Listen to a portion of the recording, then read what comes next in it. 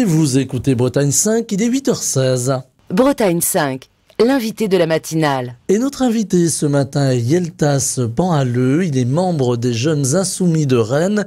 Il a pris le train et il s'est rendu jusqu'au micro de la matinale, je l'en remercie. Bonjour. Bonjour Stéphane Hamon. Alors, première radio à Bretagne 5, quelques autres radios déjà chez les confrères, je crois. On va parler de politique ce matin avec une séquence pas banale, on pourrait le dire comme ça, avec ce budget qui était promis quelque part à être passé par 49.3. Michel Barnier en a décidé ainsi. La motion de censure arrive. Elle est portée par la gauche, mais aussi une motion de censure portée par le Rassemblement national. Si on a compris que la gauche, en tout cas l'union de la gauche au Parlement, ne voterait pas la motion de censure du Rassemblement national, le Rassemblement national pourrait, en tout cas il le laisse entendre, voter la motion de censure présentée par la gauche. Alors, pour y voir clair, le gouvernement risque de tomber dans les heures qui viennent. Oui, tout à fait. En fait, là, depuis un certain nombre de semaines, on voit un gouvernement qui est en train complètement à la dérive. Et malgré le travail parlementaire qui a été fait depuis un certain nombre de semaines, le gouvernement a décidé de passer en force, utiliser le 49.3. Et donc, aujourd'hui, il va récolter ce qu'il mérite, c'est-à-dire, du coup, la censure. Alors la censure, ça veut dire une période d'incertitude. Alors on entend beaucoup au gré des chaînes info et des émissions radio les représentants de ce qu'il est convenu d'appeler la minorité présidentielle aujourd'hui s'exprimer et prévoir le chaos quelque part. La France pourrait s'arrêter, on parle de shutdown à la française. Enfin voilà, beaucoup de choses qui font un peu peur aujourd'hui. Est-ce que selon vous, on va aller vers un blocage du pays ou est-ce que finalement la haute administration va faire le travail? Moi, ma certitude, en fait, c'est que le shutdown, en fait, à la française n'existe pas. Le gouvernement démissionnaire peut très bien, en fait, appliquer, du coup, payer les fonctionnaires par décret, en fait, jusqu'au moment où un nouveau budget va pouvoir être présenté. Je voudrais aussi rappeler que nous sommes le 3 décembre et qu'il reste encore, du coup, un certain nombre de semaines avant le 31 décembre et la nouvelle année. Ce qui fait qu'on peut tout à fait nommer un nouveau gouvernement, par exemple du NFP, qui pourra en fait adopter un nouveau budget qui est issu du coup de la volonté des Français, c'est-à-dire un programme social, de justice sociale, d'emploi, tout ce que les Français en fait aspirent finalement. Voilà, on les entend, les Français, ils se sont exprimés pendant les différents scrutins, on l'a vu lors des dernières législatives avec une forme quand même de protestation qui s'est tournée vers le Rassemblement national et vers le NFP. Est-ce qu'il y a une recomposition finalement de la vie politique avec d'un côté, alors vous me permettrez de prendre un terme qui va peut-être vous fâcher, mais l'extrême gauche d'un côté, l'extrême droite de l'autre, et un affaiblissement des partis traditionnels, on pense aux Républicains, on pense au Parti socialiste. Alors déjà, je voudrais souligner que depuis 7 ans, en fait, on a, enfin même depuis 8 ans, on a le macronisme qui est en train vraiment de s'essouffler. Je rappellerai quand même que ce mouvement politique a eu un énorme vote sanction durant les européennes ainsi que durant les législatives.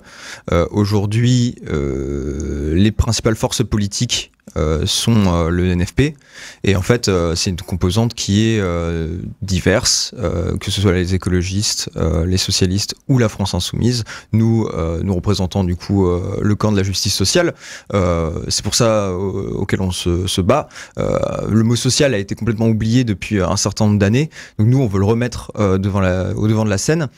Donc maintenant en fait c'est notre responsabilité en fait de proposer du coup un budget par exemple qui puisse répondre à l'attente des Français, et les Français en fait ont élu des députés NFP comme on appelle pour qu'ils puissent en fait répondre à un certain nombre de mesures qui aujourd'hui semblent prioritaires en fait, que ce soit le pouvoir d'achat en fait, vraiment c'est des choses qui sont très concrètes et qui appellent à une majorité claire qui a été élue sur un programme clair, et le NFP répond au mieux à ces attentes.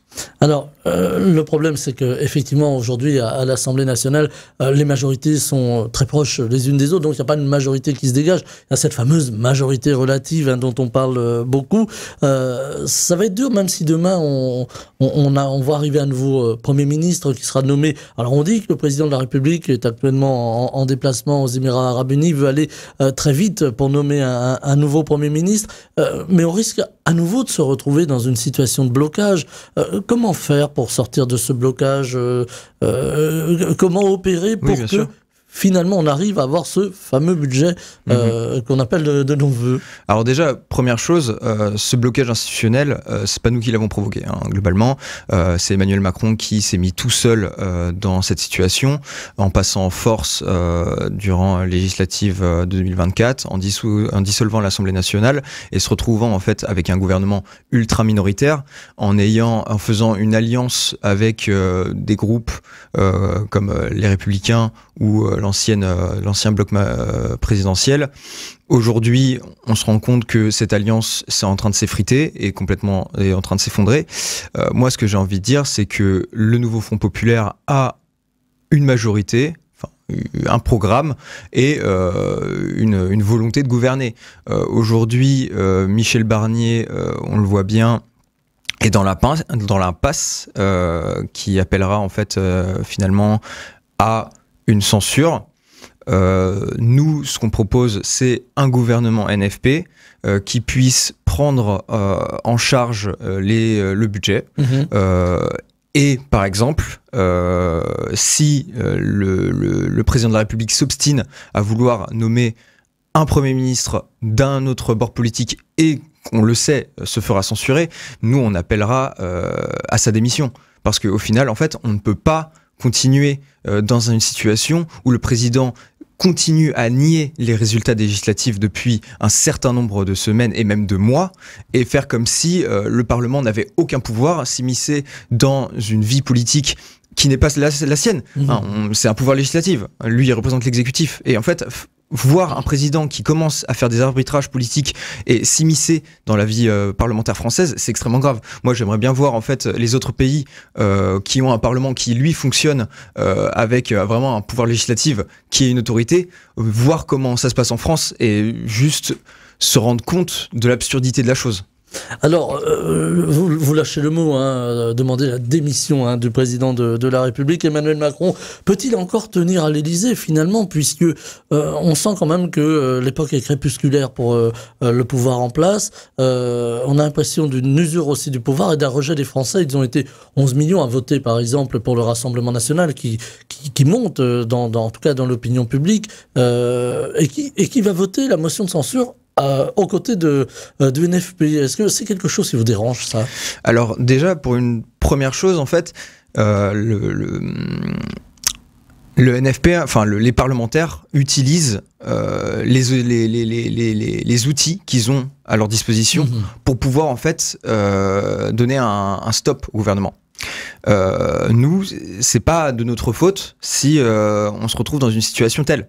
Ça fait quelques semaines que vraiment les députés travaillent pour faire adopter un budget qui réponde à l'attente des Français, et pour le coup vraiment le NFP et la France Insoumise a vraiment répondu pleinement à ces attentes, a vraiment fait un travail de fond, et donc voir un budget qui est balayé d'un revers de main par le 49.3, c'est vraiment une image du parlementarisme qui est très très très dure à avaler, parce que en fait, à quoi ça sert le Parlement si tout le travail d'amendement qui a été fait est balayé d'un revers de main?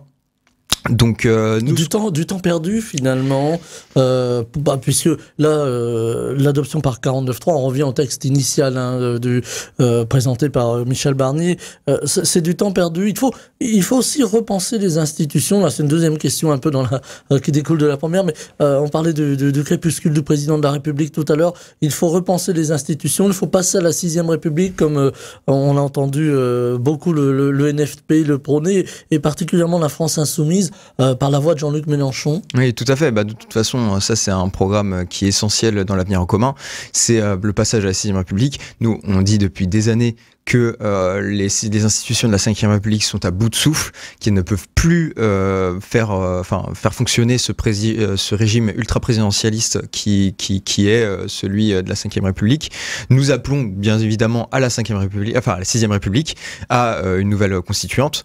Là maintenant, par contre, ce que nous appelons, c'est déjà un gouvernement qui réponde à l'attente des Français, parce que au final, le travail qui a été fait d'amendement, en fait, vous pouvez pas arriver avec du coup un gouvernement Barnier, expliquer que vous prenez le dialogue, etc., et faire fi de 190 députés NFP qui ont travaillé sur un budget pendant plusieurs semaines.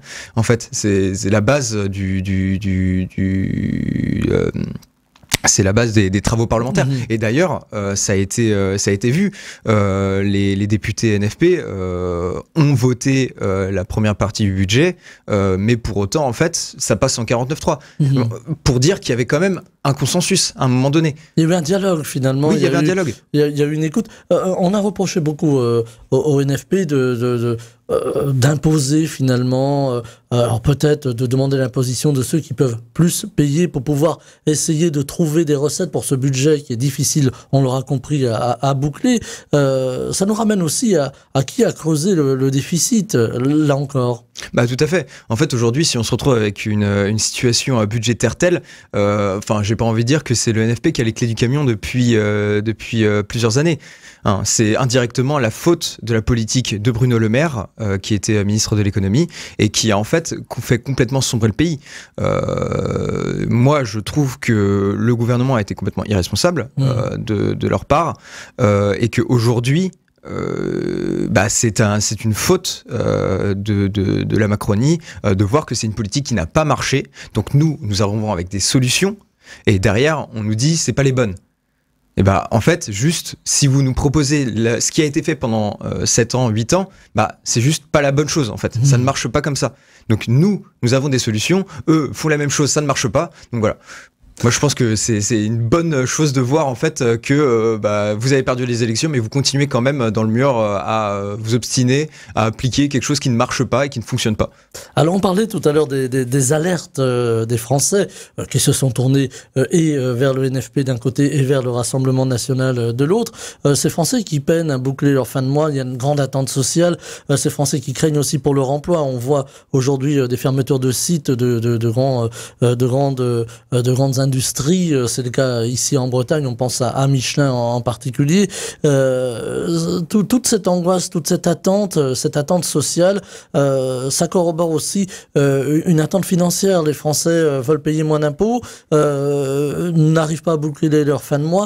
On a finalement un fonds social un peu explosif aujourd'hui.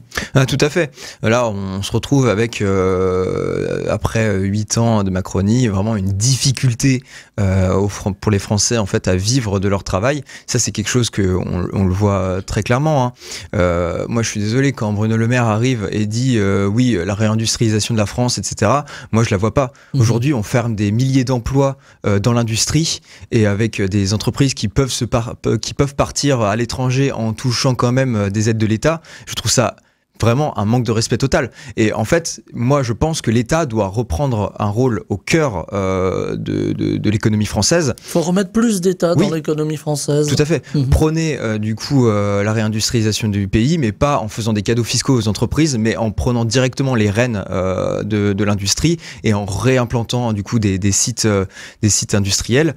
Moi, par exemple, j'ai mon père qui travaille à l'usine l'usine de la Jeannet à Rennes, qui est un grand centre industriel en Ille-et-Vilaine. On sait que Stellantis a des difficultés financières. Si demain l'entreprise était amenée à fermer, ça serait une catastrophe sociale pour toute la région. Et en fait, moi je me mets à la place des ouvriers qui sont à Cholet ou à Vannes, et surtout à la place de leur famille. Comment on va faire pour pouvoir payer boucler les fins de mois, payer les factures si on commence à perdre nos emplois. Et ça, c'est quelque chose qui se voit depuis un certain nombre d'années. Le gouvernement n'a rien fait. Ils sont là à dire que c'est fantastique, regardez la réindustrialisation de la France, machin. personne ne la voit. Personne ne la voit. On a oublié finalement la chose humaine dans cette gestion, alors que vous appelez libérale, hein, finalement. On a oublié les drames humains qui vont avec les fermetures d'entreprises et qui amènent aussi la colère sociale. Ah bah oui, tout à fait. Et en fait, aujourd'hui, si on a une colère sociale telle, c'est que en fait, on a marché sur les travailleurs de ce pays. Moi, je pense que le plus essentiel dans ce pays, c'est vraiment en fait les travailleurs qui se lèvent du coup le matin pour aller produire et créer des choses. Moi, par contre, ce qui m'inquiète, c'est que ce travail, on marche dessus en fait. Personne, enfin, les macronistes ne le respectent pas, et on veut que les Français puissent pouvoir vivre de leur travail avec un système social fort, que la cotisation continue, que les services publics puissent vivre, et que voilà quoi. Il y a une forte attente, hein, on l'aura compris, il y a une forte attente aussi des jeunes générations. Alors, je vous tends la perche, vous êtes jeune étudiant aujourd'hui. Alors aujourd'hui, je lisais tout à l'heure que ces journées mortes dans les universités qui demandent plus de moyens, là aussi. Est-ce qu'il faut... Alors, sans dire on va faire du jeunisme, mais s'il faut tourner la page d'une certaine politique et aller vers autre chose, imaginez le monde de demain. Eh bien déjà, le monde de demain, ça commence par soutenir nos universités. En fait, là aujourd'hui, un certain nombre d'universités en France se retrouvent en déficit. Moi, je voudrais rappeler que par exemple Rennes 2 est en risque de mise sous tutelle, c'est-à-dire quand l'État reprend directement les finances de l'université pour faire des coupes budgétaires énormes et appliquer l'austérité. Donc ça, c'est une alerte déjà à avoir, et que on ne forme pas les travailleurs et les travailleuses de demain, les ingénieurs, les travailleurs, les fonctionnaires, avec des universités à moitié financées. En fait, ça va en pâtir. Un certain nombre de personnes ne vont plus pouvoir faire d'études, et que directement, ça va nuire au travail de ce pays. En fait, à la qualité aussi de l'enseignement. Enfin, en tout cas, on voit des jeunes aussi qui partent à l'étranger pour faire leurs études, ceux qui peuvent. Voilà, parce qu'ils trouvent pas chaussures à leurs pieds en France finalement. Bah c'est déjà une petite minorité, parce qu'en fait à partir du moment où les étudiants ne peuvent pas payer leurs études en France, c'est de toute façon en fait un étudiant qui ne va pas étudier et qui va finalement se mettre à travailler, et qui ne va pas par exemple répondre à ses aspirations qu'il avait. Et ça c'est quelque chose de très disparate, parce que c'est en fonction de la situation sociale familiale, qu'un étudiant ou une étudiante puisse ou non faire des études. Et ça, pour nous, c'est pas supportable. Hein, normalement, en France, on est censé prôner l'égalité des chances, la possibilité que un fils d'ouvrier puisse quand même aller à l'université. Et pour l'instant, c'est pas ce qu'on voit. Avec beaucoup de précarité étudiante. On en parle souvent sur cette antenne, mais on le rappelle à chaque fois, des étudiants qui ne trouvent pas de logement, hein, c'est le cas à Rennes d'ailleurs, ou qui dorment dans leur voiture parce que voilà, faute de mieux. Ça fait aussi partie de la réflexion politique future. Oui, tout à fait. Le savoir bien vivre dans les métropoles. Par exemple, à Rennes, on sait que c'est une des plus grosses villes étudiantes du pays, et on le voit, une tension locative qui est absolument immense. Des étudiants qui, à chaque rentrée, se retrouvent sans logement, qui sont obligés d'aller vivre chez leurs parents à un certain nombre de kilomètres qu'ils doivent faire tous les matins. Pour nous, c'est pas acceptable. Pardon.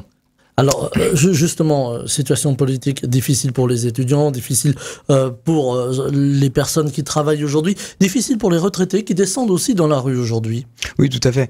En fait, aujourd'hui, on a des retraites qui sont misérables. Si en plus tant est que... Pardon. Je vous en prie. Donc, des retraités, en fait, qui, déjà... s'ils puissent venir jusqu'à la retraite, parce qu'on continue à reculer l'âge de départ à la retraite, et ça c'est une honte. Moi je rappellerai quand même que la France Insoumise a proposé dans sa niche parlementaire l'abrogation de la réforme des retraites, qui a été bloquée par les députés de l'ancienne majorité présidentielle, la minorité présidentielle, et qui aujourd'hui en fait nous explique que quand vous avez 62, 64, vous pouvez continuer à travailler. Sauf que non, c'est pas possible. Hein. Globalement, moi je connais des gens qui ont travaillé toute leur vie, qui à partir de 60 ans sont complètement cassés et qui n'ont qu'une seule chose, envie d'aller à la retraite. Et les pousser toujours plus à continuer à travailler, c'est juste les mener du coup à la mort en fait, hein, les empêcher que un certain nombre de personnes puissent toucher leur retraite. Il faut renouveler les générations là aussi. J'allais presque dire, vous allez me griffer, mettre les jeunes au travail. Tout à fait. L'emploi chez les jeunes est une priorité, enfin une problématique pour un certain nombre de personnes. On sait qu'il y a beaucoup de chômage chez les jeunes, qu'il y a un certain nombre d'emplois quand on sort des études qui n'est pas pourvu parce que il y a pas les attentes qu'il faut. Donc c'est pour ça aussi qu'on doit avoir une vraie politique interventionniste dans l'État qui puisse en fait derrière offrir à un certain nombre de jeunes diplômés, que ce soit dans l'enseignement professionnel, technologique ou supérieur, et leur offrir un travail qui répond à leurs attentes qu'ils ont depuis toujours. Alors, vous parlez de l'enseignement professionnel. Souvent, on a pointé du doigt cet enseignement professionnel en disant, voilà, c'est ceux qui ne vont pas vers les grandes études, qui vont finalement aller vers les bacs pro ou autre chose. Aujourd'hui, il y a une revalorisation du travail, une revalorisation des bacs pro, tenez. Il faut penser à l'apprentissage, il faut penser aussi à ceux qui n'ont pas envie, et celles qui n'ont pas envie de faire de grandes études. Tout à fait, en fait. On est une société, et une société doit être en fait équitable, et où la personne est au cœur de chaque décision. Et là, on le voit bien, les personnes qui sont dans le professionnel sont vraiment une richesse énorme. Dans ce pays, en fait, on a des professionnels, enfin des ouvriers qualifiés qui font des choses qui sont extrêmement importantes, qui font des travaux extrêmement techniques et qui ont besoin d'une formation lourde. Hein, c'est pas parce que on fait pas d'études supérieures que on fait des études plus faciles, non, pas du tout. Vous avez des dizaines d'ouvriers qualifiés qui ont une maîtrise de leur travail qui est absolument colossale. Et donc aujourd'hui, en fait, ne pas permettre à des jeunes de pouvoir se former dans des travaux qui sont dans le travail qui est technique, que ce soit dans l'industrie automobile, dans l'industrie ferroviaire, etc. En fait, c'est fermer des postes et que derrière, en fait, on ne sache plus produire, en tout cas en France. Alors il y a aussi autre chose, c'est l'engagement des jeunes en politique. J'en reçois beaucoup à ce micro, vous en faites partie, Yeltas Panhaleux. Ces jeunes qui s'engagent en politique, qui ont envie en fait de voir évoluer la politique qui a été peut-être pratiquée par leur devancier. Quel est le regard d'un jeune comme vous sur la chose politique aujourd'hui, sur le fonctionnement des institutions? Tenez, là encore, ça nous ramène au budget. Est-ce que les jeunes aujourd'hui ont envie j'allais dire, plus de s'impliquer dans des combats, dans des luttes, que dans le combat politique, où les deux sont possibles? Les deux sont possibles. Aujourd'hui, en fait, vous avez des jeunes qui ont majoritairement en fait appelé le NFP au pouvoir. Et moi, je trouve qu'on peut être fier de nos députés en fait qui ont apporté un travail de qualité durant ce budget, des députés NFP. Qui ont été sérieux durant tout le budget. Derrière, oui, vous avez des personnes, des jeunes qui s'investissent dans des luttes, que ce soit les luttes féministes, les luttes écologistes, les luttes sociales. Ça peut être divers et varié. On les retrouve dans des associations et c'est des gens en fait qui s'investissent pleinement et en fait vous avez un certain nombre de personnes qui sont aussi dégoûtées de la police. Pardon. Je vous en prie, c'est le petit chat dans la gorge du matin. Ouais, tout à fait. Vous avez un certain nombre, de jeunes qui sont dégoûtés par les institutions, en fait, qui ne voient pas, en fait, où leur mène tout ça. Et qui s'investissent différemment. Donc moi je suis fier de voir ma génération qui s'investit pleinement dans un certain nombre de luttes. Derrière, en fait, juste c'est à nous de construire le monde de demain. Et vu ce qu'ont fait nos dirigeants dans les années 2000, 2010 et 2020, on n'a qu'une seule chose, qu'une seule envie, c'est de changer les choses et de pouvoir en fait arrêter tout ce qui n'a pas marché en fait jusque-là.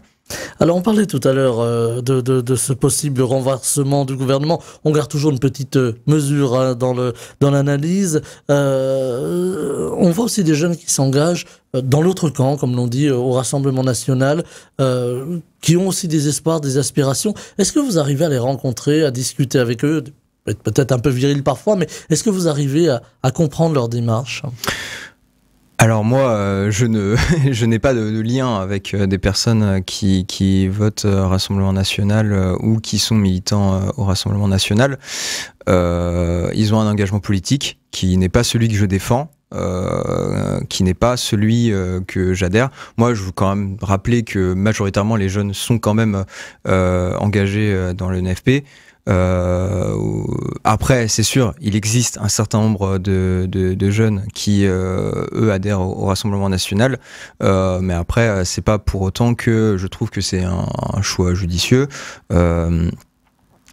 Pour moi, le Rassemblement national ne répond pas à l'attente des Français. Ils n'ont pas la volonté d'aller vers une rupture qui est celle que nous on prône au NFP, c'est-à-dire plus de justice fiscale, c'est-à-dire une meilleure répartition des richesses. Ça on le voit hein, dans les votes qui ont été faits au budget. Donc voilà, moi je pense que c'est très différent les visions de la société qu'on prône eux et nous. Et moi je suis très content d'être engagé au NFP. Et j'espère que cet engagement sera de plus en plus massif pour les jeunes, quoi. Avec justement cette notion de censure qui va arriver, on va arriver, on le disait en commençant cet entretien, dans une grande période d'instabilité. Ce soir, le Premier ministre va s'exprimer donc sur les antennes de TF1 et de France 2. Vous en attendez quoi de cette intervention?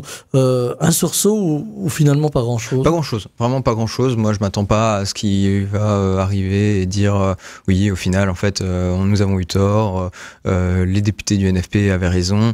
Non, globalement, en fait, la seule ligne de sortie qu'il a pour lui et son gouvernement, c'est la démission.